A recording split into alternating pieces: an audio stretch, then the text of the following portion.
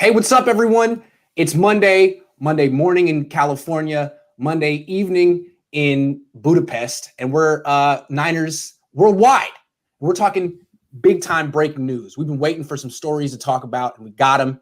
The Niners apparently have reached out and inquired about Teddy Bridgewater. We're going to talk about that, but first, there's even newer breaking news about J.J. Watt, and I'm honored to talk about it with you, Botond. How are you? Thanks, I'm fine. You're looking sharp.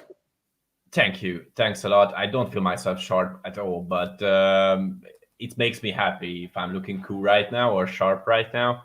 Well, everything is all right here in Hungary. At least we say that. Hope things are going great in the US. Yeah, we say the same things. So what do you think of here? Let me catch everyone up. If you didn't hear, about 10 minutes ago, J.J. Watt announced on his own that he is signing with the Arizona Cardinals. He's reuniting with DeAndre Hopkins. J.J. Watt's still a hell of a player when healthy, but he's missed some time. What do you think? Does this signing shift the balance of power in the NFC West, in your opinion? Somehow it could, I think. I do think that if Watt can stay healthy, he can be a huge boost to the Cardinals. But my only concern is that can he stay healthy at all? That's why when a lot of Niners fans were talking about signing J.J. Watt is a great thing to do, I was like, I don't think so. Well, let me give you some stats with J.J. Watt. I mean, he played 16 games last year, but he only had 5 sacks. The year before that, he missed 8 games. The year before that, 2018, he had 16 sacks and played all 16 games. So it's hard to know. He's only had 9 sacks the last 24 games. So maybe he's not exactly what he used to be. Yeah, maybe he's not in his prime anymore, but well, he can be a boost just because of his experience. And we all know that if he is on track, then he is almost unstoppable in the NFL. And I do think that his poor performance last year was mainly because of his injuries before and because he was playing for the Houston Texans. Correct. There was no one around him. And real quick, I don't think people understand how talented Arizona is. They were 8-8 last year. They have a young coach who may not be any good, but this is a team that had the 6th ranked offense last season and the 13th ranked defense. Usually teams with those kind of numbers make the playoffs. So I think this team is better than what their record was. And now you're adding J.J. Watt. If he plays a full 16-game schedule, you're adding him to the 13th ranked defense. This is why I felt that Arizona was on the rise. You can make signings like this when your quarterback is on a rookie deal. And I think this further cements the Niners' place in the basement of the NFC West. The Cardinals are getting better. The Rams certainly got better with Matthew Stafford. The Seahawks are a guaranteed 10 wins per season until they lose Russell Wilson, and the Niners are still doing the Jimmy G experience. I think this is bad news. Yep. But I don't know how much they pay for J.J. Watt, but I do think that we are going to have a topic today in which we are going to talk about the signing of veteran players this year, because I do think that this year is special just because of the cap space issues and just because the cap is so low this year that I don't know how many years ago it was this low. Well, let's talk about that topic right now. Yeah. I mean, how do you see this playing out with veterans on the free agent market? Well, I do think that this year is going to be interesting because most of the veteran players who could earn a lot of money in the NFL in a normal season will sign cheap for teams who can be Super Bowl contenders or at least playoff contenders just for 1-year deals and just because they want to raise their own price for the next seasons. Because everybody knows, and I do think that most of the management of these players are realized that they cannot earn as much money in the next season that they deserve. So what is the plan? You have to sign for a contender team for quite cheap, but just for 1 year. And after that, you can prove yourself that you are way better than the price that they pay for you. Then, okay, just go away and we can get as much money as we want. That's why I do think that this year is going to be way more interesting in the NFL because I do think that there will be some 1-year wonder teams. I see teams that just load up on these Yeah. guys who are on 1-year deals, and boom, you have that's interesting. That's kind of like, I can see that as well. I don't know if the Niners are going to be that team though. It seems like the team that could do that are like the Jacksonville Jaguars, teams that have a lot of cap space and are in a tax-free sale, although they're not exactly going to go from last place to first place. All right, let's talk about Teddy Bridgewater. I mean, the thing, last thoughts on JJ Watt. I mean, I do think you see the Cardinals are getting better. This is a big time move. The Rams got Matthew Stafford. The Seahawks aren't necessarily getting better. They're treading water at about 10 wins a season, 11 wins a season. I haven't seen the Niners get better in a long time. Maybe since the Emmanuel Sanders trade. That was a big time move for the Niners, and then they lost him. They lost Buckner. What have they really added? How have they gotten better in the last few years? Ayuk was a good pick. Kinlaw isn't an improvement. I feel like they haven't fallen off, but they're just slowly eroding when the rest of the division is improving. What I think right now is that we are the weakest team in our division. That's so too. I think so. And if we cannot sign an at least great quarterback, and if we cannot give some strength in our O-line, it's gonna be bad. It's not gonna be this year. I mean, they could go 8-8 and finish last in the division. Yep. All right, let's move on to the Teddy Bridgewater thing. This is a strange report. We hear John Lynch say, "Look, I believe Jimmy Garoppolo is going to be the starting quarterback here next year. We just need some better options as backups in case he gets hurt," which is crazy. No, you need a better starting quarterback. Yeah. Whoever says our starting quarterback is inconsistent and injury prone, so we need a better backup. No, you need a better starter. Anyway, so that's what he says. And it's like, what's he supposed to say? Everyone knows the Niners want a new quarterback, but let's take him at face value. They're looking for a backup. They look for Teddy Bridgewater. He's making almost as much money as Jimmy. I mean, for the Niners, he would cost $17 million next year and then 20 plus after that. That would mean they'd be paying like $45 million for two backup, two lower level starting quarterbacks. That's insane. So why are the 49ers interested in Teddy Bridgewater? To be honest, I don't know. But if they are interested, I wouldn't be surprised. Why? Because all the front office says that Mike McGlinchey is a great player. And if they do think that Mike McGlinchey is a great player, if they really think so, then they cannot surprise me if they sign Teddy Bridgewater. Well, this offseason, this cucumber season, I'm always surprised when I read these news, but I must say that I just was surprised because right now I don't know what to expect from our GM and head coach, but I do think that we are not going to make any good moves in this offseason, and that's something which makes me sad. Well, hold on. I have a theory. Let me run my theory by you, and you tell me if it holds water. So, or if there's holes in it, to continue the metaphor. Okay. So I think what's going on here is they're trying to make it look like they're in the market for a backup, but they can't afford Teddy and Jimmy. I think what this signals is that they're looking for a replacement for Jimmy Garoppolo. And instead of looking for one in the free agent market, Andy Dalton, Cam Newton, Ryan Fitzpatrick, they're looking for one on the trade market. Why? I think that's why are you trying to replace Jimmy Garoppolo through the trade market? Well, if they trade Jimmy Garoppolo, the Niners, before June 1, there's like $2.4 million in dead cap space. If they trade him after June 1, there's 2.8 before, 1.4 million after. So they save $1.5 million in cap space if they wait until after June 1. That's not insignificant when the cap's going down to 183 or 4 or 5 or whatever, and the Niners are like working with $13 million in cap space to begin with. I think if the Niners trade Jimmy or cut him, it'll happen after June 1. And if they wait until after June 1, that's what, 2.5 months after free agency starts? It's possible Andy Dalton could be gone.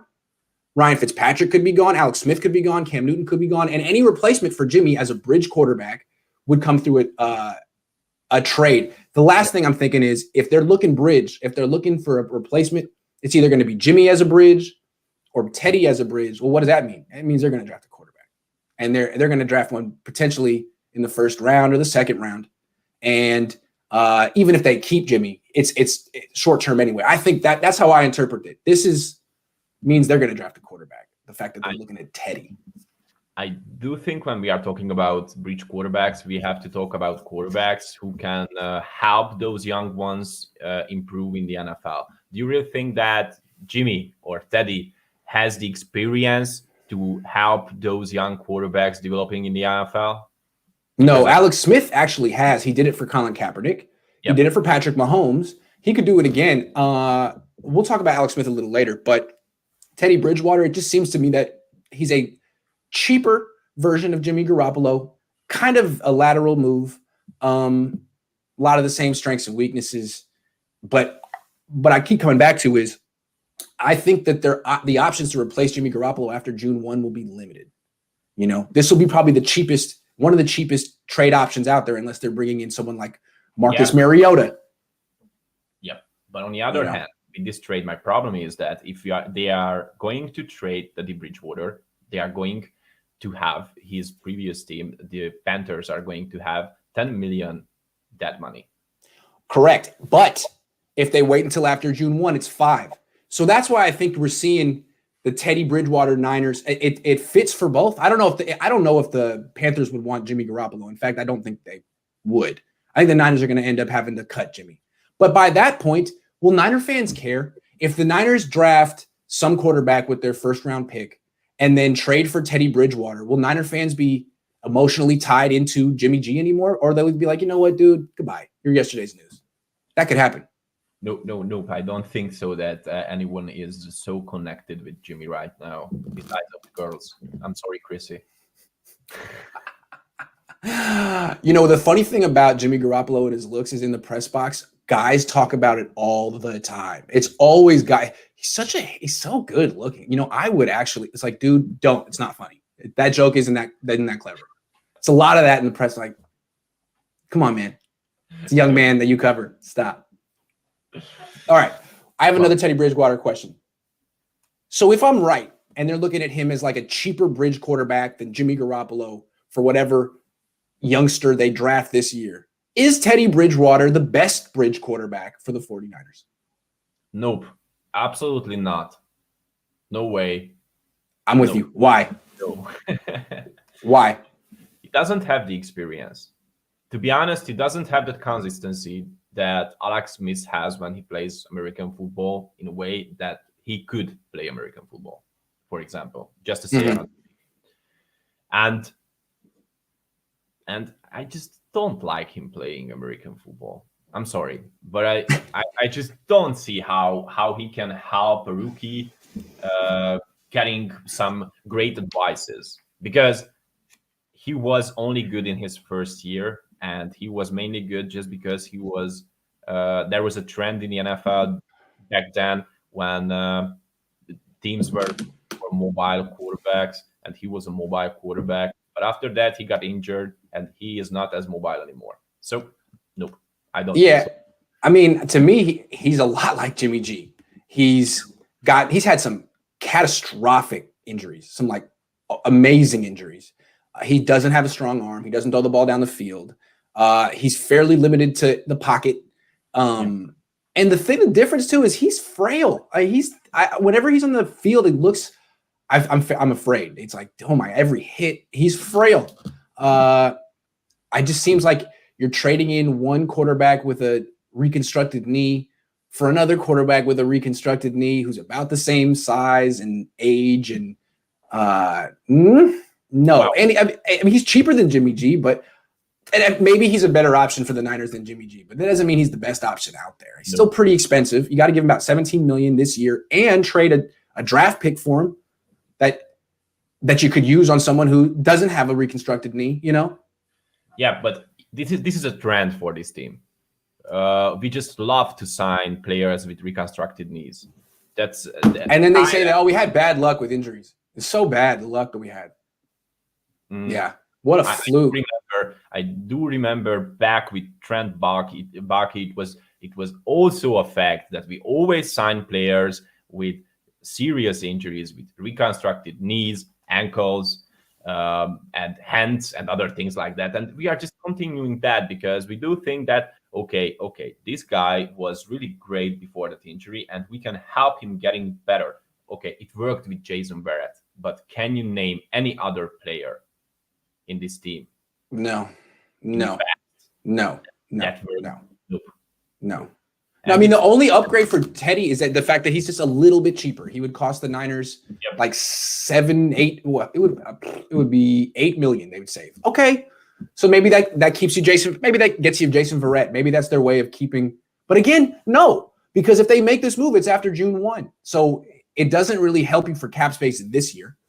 It helps. I don't really like it that much. The only way it's the best option is if I said earlier, like all the bridge quarterbacks who are free agents get signed, and they might.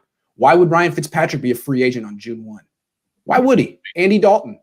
So if all you can do is trade for a guy, then you're looking at Teddy Bridgewater, Marcus Mariota, who else? And I think I could see Kyle being like, you know what, Marcus Mariota doesn't fit my offense. He tried in Tennessee with Matt LaFleur, didn't work out there. Teddy Bridgewater is more of a pocket quarter. I don't know, man. I can see that. I just don't see what is going to happen. And as time goes on, I don't have any tips what is going to happen. Okay, so the Washington football team is going to release Alex Smith. Do you think he would be a better option for the 49ers than Teddy Bridgewater? And do you think the Niners can get Alex Smith? Yes, he would be a better option. I don't know if he wants to sign with the 49ers again. That's the thing. He may have bad feelings towards Parag, Jed York. A lot of those same people are still there. Yeah, so I don't know if he wants to sign with the 49ers again.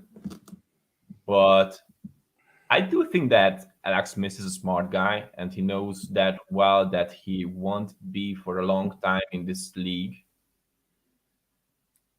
I think he's the ultimate bridge quarterback in the NFL. But I do think that he is the greatest alternative as a bridge quarterback right now. He proved himself as a bridge quarterback before.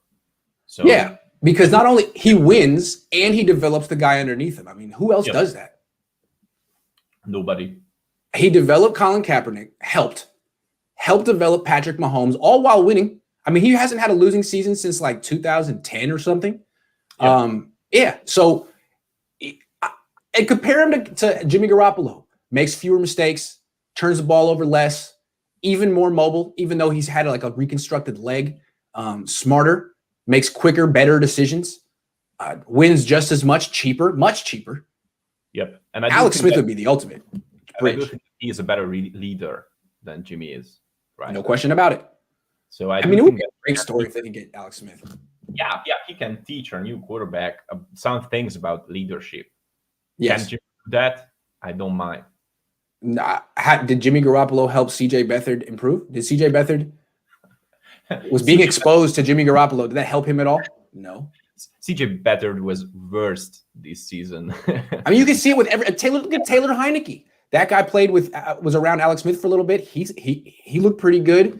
I think Alex Smith would be. Here's the thing with Alex Smith, though. I think he's going to be in demand. I think teams are going to look at him as a potential starter. First of all, there's Jacksonville. They wouldn't look at him as a starter. They'd look at him as a bridge, or not a bridge, just a straight up backup for Trevor Lawrence.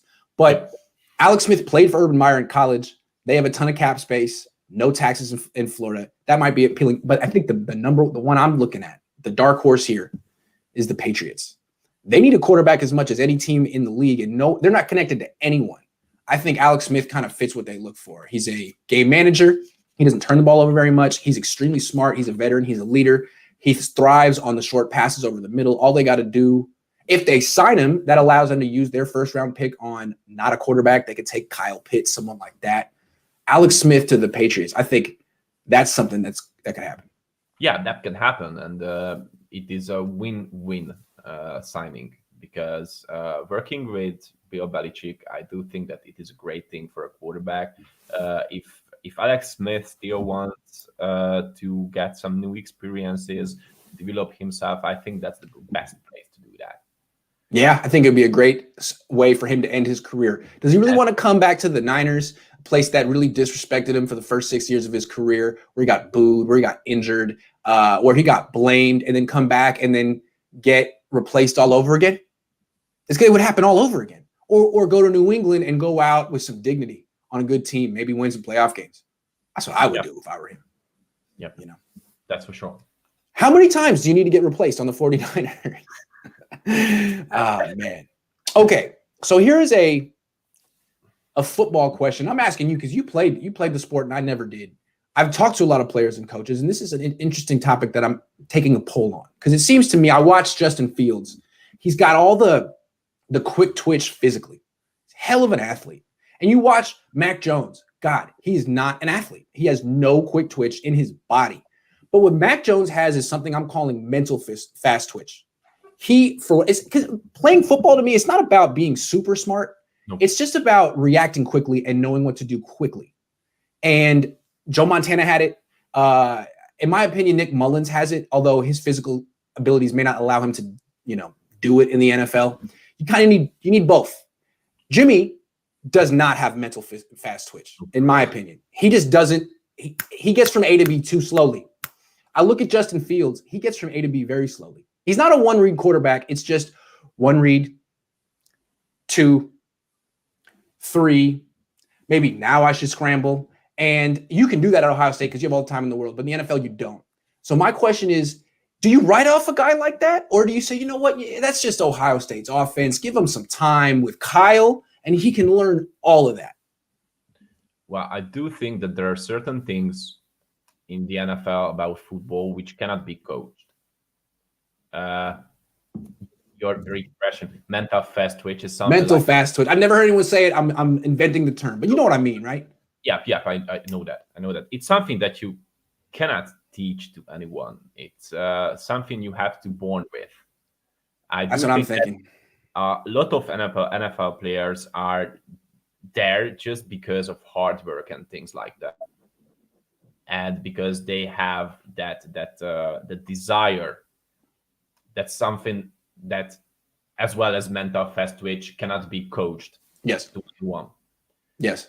But the greatest of them is those players that have that desire, and everything else what you cannot coach to them. Yes. And I do think that, well, Kyle is a genius, but yes, I prefers robots in the NFL. Yes. We should say that. I don't think that he can teach that to anyone. He couldn't teach it to Jimmy. Nope. And what he likes about Nick Mullins is the mental fast twitch. Yep. What he likes about Kirk Cousins is the mental fast twitch. I think it's something like that needs to be talked about with quarterbacks, like a physical trait. Arm strength, quick twitch in your legs, mobility, mental fast twitch. Not how smart are you. Like, I'm sure Justin Fields is really smart. I'm sure he took AP classes and gets great grades and is going to get a good Wonderlic score. But when you're on the field and you're dropping back, how quickly do you find the open man? Because when I watch him at Ohio State, it takes him forever. Whereas Mac Jones is just every time on time with anticipation. So the fact that he's a total non-athlete doesn't come into play that much. It will in the NFL, but I just trust Mac Jones' ability to execute Kyle Shanahan's offense much more than I trust Justin Fields. And if Kyle couldn't get Jimmy Garoppolo to process quicker, how's he going to get anyone to process quicker? And I think we got to look at these when we're talking about potential quarterbacks. Not how smart are you? What is your mental fast twitch like? Yeah. Alex Smith has it. And there weren't so many players with that ability, with that elite mental fast twitch. Just to mention some, Peyton Manning, right now Tom Brady, who is still playing, Aaron Rodgers, Drew Brees. Yep, those players are one of a kind. Patrick Mahomes. Yeah, but Patrick Mahomes is kind of a combination of that mental fast twitch and a physical fast twitch. It's true. That is true. Yeah. So Mac Jones has the mental fast twitch. Kyle Trask has the mental fast twitch. Yep. Justin Fields and Trey Lance have the physical fast twitch. Trevor Lawrence has both. Yep. Kellen Mond may have both. We'll see. Waruna Pereira says, some thoughts on the J.J. Watt to the Cardinals trade, please. We started on that. We'll give you a quick cliff notes of what we said. We both feel that it's a significant move, that it is another indication that the Cardinals are improving. We already know the Rams are improving. We feel like this cements the Niners in last place. in the NFC West. Even if Jimmy Garoppolo plays 16 games, they have the worst team in the NFC West. That's how we feel. Maybe we're being too hard on him, and you know what? They could make some really big moves in free agency in a few weeks. I just don't expect them to. I don't. You know why? Because they won't get rid of Jimmy Garoppolo until June 1 at the earliest. And that's not going to help them for next year. It's just not. See, to me, when I look at the Niners, they're the Rams. But a year later, they're like a year behind the Rams. They lost the Super Bowl a year behind the Rams. They had the Super Bowl hangover a year behind the Rams. And this year, they're going to be 500, maybe a little bit above. But it won't be good enough in this division. And ultimately, they'll get rid of Jimmy Garoppolo either before the season or after the season, the way that the Rams did with Goff. It just took them a while. Yeah. All right, let's move on. Because it's late in Budapest. I don't want to monopolize your time. Come on. We got to be efficient here. This is a Botond question. I like it. What's more important for the Niners this offseason? A new quarterback or a new offensive line? A new offensive line, no question. Why? Well, look, Kyle Shanahan proved himself that he can be successful with Jimmy Garoppolo. Yep. We all know that he can do that. Yep. But right now, he has way more offensive weapons than he had back then when we went to the Super Bowl with Jimmy Garoppolo. Yep. So all the things that we are missing right now are offensive linemen, or at least a consistent offensive line. That's why I think that if we can improve our offensive line this offseason, we can still be playoff contenders. But, and it's a big but, if we are going to keep Jimmy Garoppolo, we have to restructure his contract. That's the only way. Restructure and extend. Yeah. See, to me, if they bring in Teddy Bridgewater and get rid of Jimmy Garoppolo, if they bring in Alex Smith, if they start a rookie, you still haven't addressed the problem. Yep. The issue is the offensive line. And until you improve it, every quarterback is going to struggle or fall short of what they can do under optimum circumstances. And what Kyle Shanahan wants is a pocket quarterback anyway. How can you really expect a pocket quarterback to succeed if you don't protect him? Unless you have Peyton Manning or Tom Brady or two of the quickest throwing, smartest decision makers ever. Unless you have that, you should probably protect your quarterback. I mean, that's what the Saints do with Drew Brees, and he's Drew Brees. That's what the Packers do with Aaron Rodgers, and he's Aaron Rodgers. So, yeah, it's got to be the offensive line. And the thing that's crazy is they're probably going to lose Trent Williams, and the offensive line is going to go from bad to worse unless they can use that money to, sign 2 or 3 starters. I'm with you, man. This is a scary situation. And if they bring back the same thing, it's almost like they want Jimmy Garoppolo to fail. Like, hey, man, good luck. Yep. Let's predict the Niners' first-round pick. Position, player, whatever you want to do. What are they going to do with that number 12 pick? I just split it into 2 parts. Okay. I would do and what they will do. Of course, yes. I want to know what you would do, but ultimately we're trying to predict what they will do. Yep. Yeah. What I would do is to sign Penei Sewell. I don't know if I'm pronounce it right. Penei Sewell, that's correct. Yes. Okay. I do think that he's a way better prospect than Matt Slater is. Okay. Way better. Rashawn Slater. And if there's something you should do is to trade up for the guy because he can be the cornerstone of our offensive line.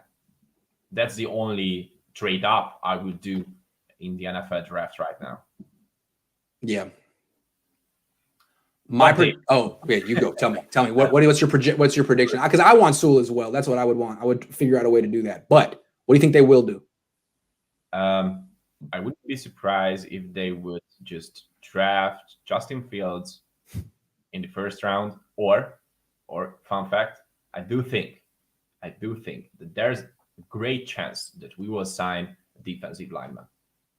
Oh, yeah, of course. Okay, hold on. Let me give you my prediction here. I think they're going to go quarterback in round 1. This Teddy Bridgewater thing makes me feel like they're going quarterback in round 1. If they're looking at Teddy, they're not really looking for a backup. That's a smokescreen. They're looking for a replacement for Jimmy Garoppolo, and they're looking for a bridge quarterback who could start if necessary, if the rookie isn't ready. So that means I'm thinking they're going to take the best quarterback available at 12, or they could trade up. I was originally thinking that Kyle Shanahan would fall in love with Mac Jones, and I think he will for the reasons. I mean, Dan Orlovsky laid it out today. Like, he's in a very similar offense to Alabama. Steve Sarkisian was the offensive coordinator immediately after Kyle Shanahan on the Falcons, copied a lot of what Kyle was doing there to benefit the players that he was coaching as well. So it worked. I mean, it's a carryover. Only problem is it seems like the whole NFL is in love with Mac Jones right now, and he's going to end up going higher than the Niners at 12. I wouldn't be surprised if the Jets traded down a couple of spots to take Mac Jones, or the Falcons took Mac Jones at number 4. Doesn't it seem like his stock is that high? Yeah.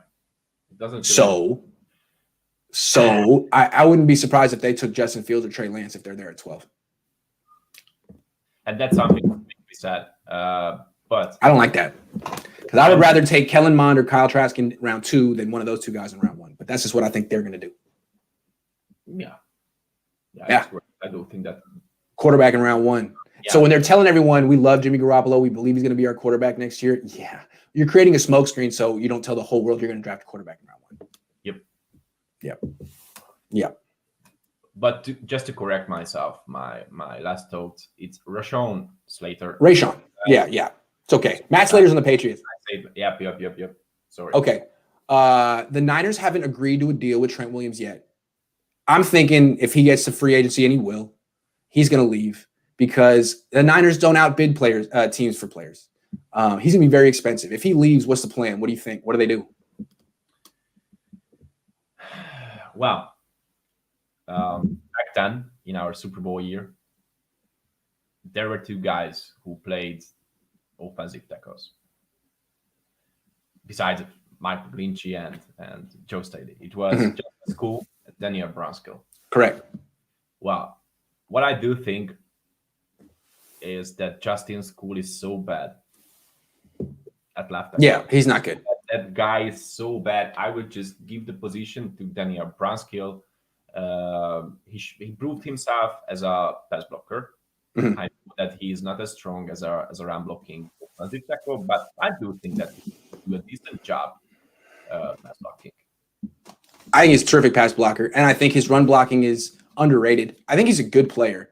Is he a good left tackle? I mean, I don't know. It remains to be seen. He hasn't played much there. But here's the thing: when the Niners traded for Trent Williams, I don't know if you remember, but they said, someone asked him, like, what were you going to do if Washington if you couldn't pull this off? What were you going to do? And Kyle actually said, well, we really like Colton McKivitz as a left tackle. He really said that. So I'm feeling like if they lose Trent Williams, they're not going to make a big corresponding move. They'll be like, well, we like Colton McKivitz anyway, or we like Daniel Brunskill, because they could think that they like Colton McKivitz, but after watching him for a year and Brunskill for a year, it's clear which one's better. Yep. It's way clear. Every time when I hear or read some Kyle Shanahan quotes about some really good 49ers players, I'm like, okay, we are living in a different universe, at least. I don't think that McKivitz can be a great offensive tackle. We have the talent pool for offensive tackle, and it's Daniel Brunskill who proved himself in a lot of positions in the offensive line. And I do think that he was the best at offensive tackle. Although they forced him into center and guard positions as well. He wasn't bad in either of them. But he was really good when he played tackle, left and right. Yeah. You know what? Just Mike McGlinchey demoted himself into pass blocking tight end, but Daniel Brunskill was a pass blocking tight end in high school. That's true. Right now, they're going opposite directions. That's true. Yeah. No, I think the way that, like, if they lose Trent Williams and then respond by making a big trade for Orlando Brown or spending their first round pick on an offensive lineman, it looks like a panic move. Like, oh God, we were planning on having Trent Williams. It didn't work out. And now we have to make this scramble move and get criticized for it. Whereas if they let Trent Williams go and be like, you know what, it's okay. Like, we had backup plans. We were planning on this. This is part of the plan. We had a certain number in mind for Trent Williams. And if he left, we like Daniel Brunskill anyway. I think that's how they do it. It's like, no, we didn't make a mistake. This is exactly what we wanted to do. Trent Williams, 1 year, goodbye. And now Daniel Brunskill is the heir apparent to Joe Staley. I really think that's what's happening, man. I think it's going to be Brunskill. And I saw Brunskill posted a video of himself on Instagram playing left tackle. I'm like, oh, snap. Someone gave him the word, like, be ready, baby. Be ready. Yeah. Brian says first round cornerback and then heavy O-line mid-rounds. What are your thoughts? Well, that's a good segue. Good segue right here to how will the 49ers replace Jason Verret if he leaves in free agency? Which could also happen as well. Again, if these guys hit the market, they're probably gone. The Niners like to extend before the players get out there. Well, I don't think that Kyle would let him go. I don't think so. Jason Verret right now is a cornerstone for this 49ers defense. Richard Sherman will leave the team. Verret is the most experienced cornerback in our team. I just can't see it happen that they will let him go. I could see it happening because I think as long as Jimmy Garoppolo's on the roster and they can't rework his deal, like there's no guarantee that they're going to have Trent Williams or Jason Verret. Really. I mean, because it's not just that they also have to keep Jimmy Garoppolo and they have to give Fred Warner an extension, a big one. I don't know that Jason Verret is necessarily going to come back. And I keep going back to last year. After they did the draft, they took 0 corners. And someone asked John Lynch, like, what's the plan there? All your guys are free agents next year. He's like, don't worry, we have a plan. He said that. Like, don't worry, we know.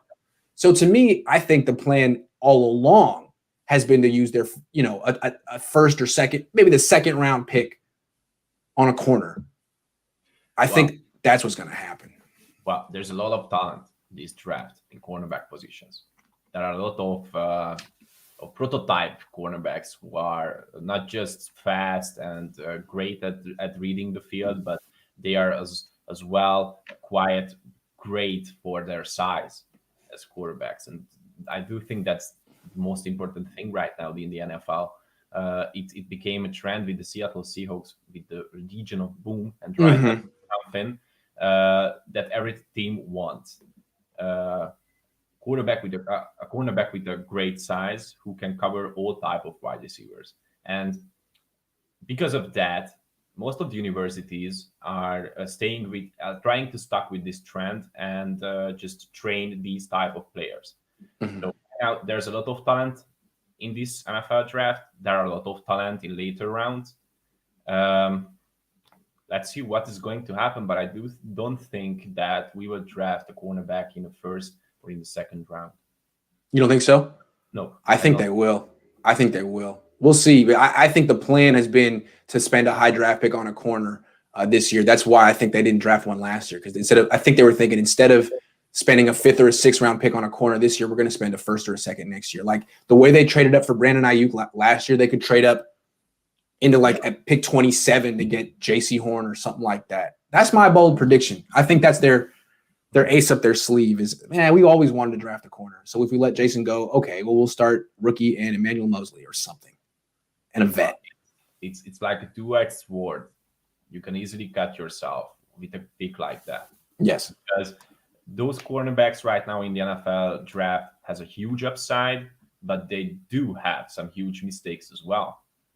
And that's something that you should consider right now. If in your position, in the position of Kyle Shanahan and John Lynch, are you in a stable position enough to try these things which could easily hurt yourself as well?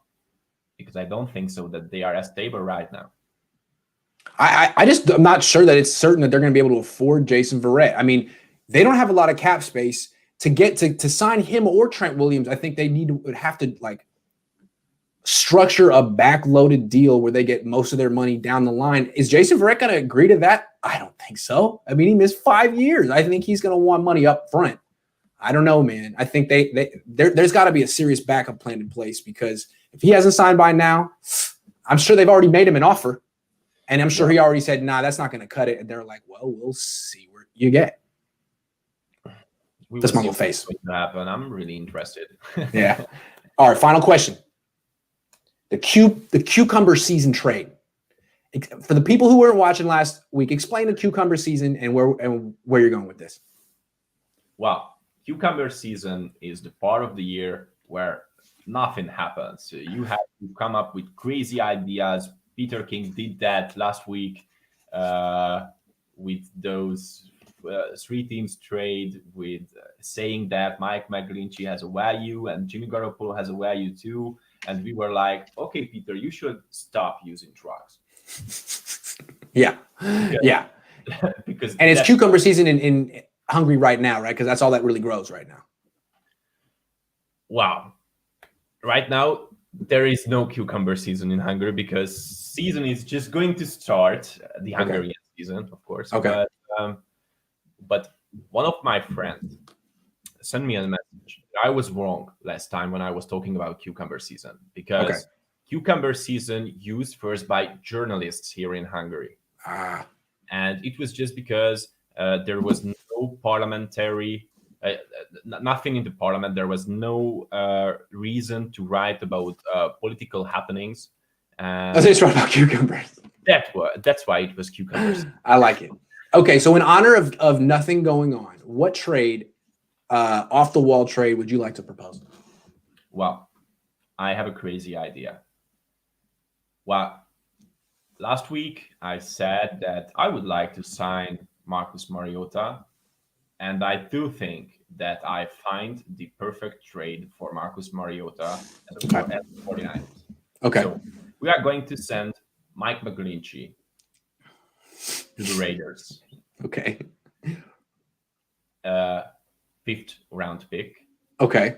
Marcus Mariota and the 6th rounder. I like it. They need another right tackle because Trent Williams plays like 3 a game. Not Trent Williams. Trent Brown plays like 3 a season. That's all he's got. 3 games. Maybe. Yeah. And it can solve your problem because you are going to get a veteran quarterback who is not a great bridge quarterback, or at least we don't have any experience with him being a bridge quarterback, but you are going to get a veteran quarterback for quite cheap because he only earns about $10 million a year. You don't have to give Mike McGlinchey next season a new contract because, of course, he doesn't deserve that, and you don't like him because he is really freaking bad at his position. Yeah, that's true. At least he has a toxic aura, which makes me even more angry at him. So you get rid of Mike McGlinchey as well. Win-win.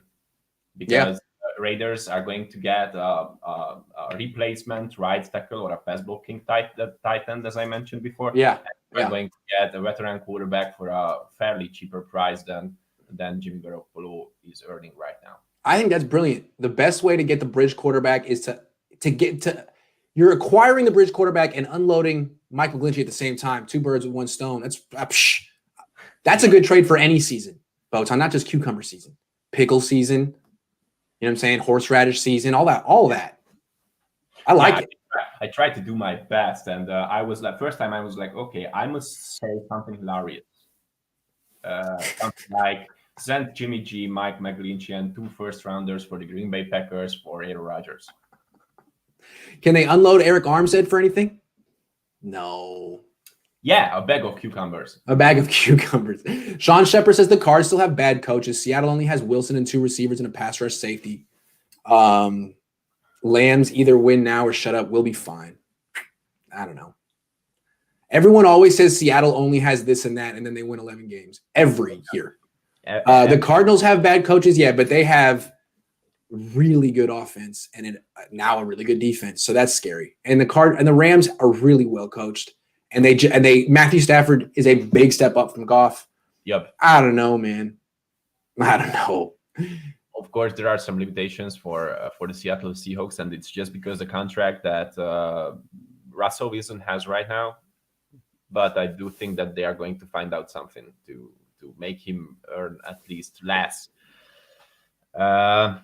With the Cardinals, okay, I must say that I do think that their head coach is not a great coach at all, but they have so many talent in the offense. And also on the defensive side of the ball that I do think that they can be successful next season. So hold on, we see Niners all day saying Watt ain't gonna be a problem. Oh yeah, Well, he is going to be a problem when he's lined up against Mike McGlinchey. Yeah. He's going to be a big problem. This Or is just- not good news for the 49ers. They got 2 games. So now McGlinchey's looking at 2 games where he has to block Watt, 2 games where he has to, and Chandler Jones. Let's not forget Chandler Jones. 2 games where he's got to figure out what to do against Aaron Donald. Dude, this is bad news. This is terrible news. And again, the corresponding move the Niners are going to make is losing Trent Williams and losing Jason Verret so they can say, we still like Jimmy, he's our guy, and then trade him for Teddy Bridgewater in a few months. Is that exciting or what? I'm excited. I can't wait. I do think that after next season, if we are going to keep Mike McGlinchey as he is going to be our starter at offensive tackle position, I really think that after the season, we can make a whole game movie, 60 minutes of him just lying on the ground. Oh, with really sad music. Yep. Say something, I'm giving up on you. Does Trent Williams have even more leverage with the Niners since JJ Watt to Arizona? Dude, he's going to get a ton of money. Yep. A ton of money. He doesn't have to do anything. He's going to get a ton of money, and the Niners just decide whether they have. I don't think they have it. They would have to backload the deal. I think Jacksonville can probably present a better offer. I do think that his contract will break records this season. He is. Oh yeah, he'll be the highest paid offensive lineman of all time. Offensive lineman of all time, and that's something we cannot afford. So bye Trent. I'm gonna bye Trent. Yeah. So Daniel Brunskill, you better hit the weights. Yep. You better hit the weights. All right, Botond, I'm gonna let you go. Thank you so much for coming on this week. Thank you, as always, that I can be a part of this great show. It's my Of pleasure. course. You look great. Hope you have a good week, man. I wish Give him you hell. Great. Give him hell. All right. Take care. See ya. See ya.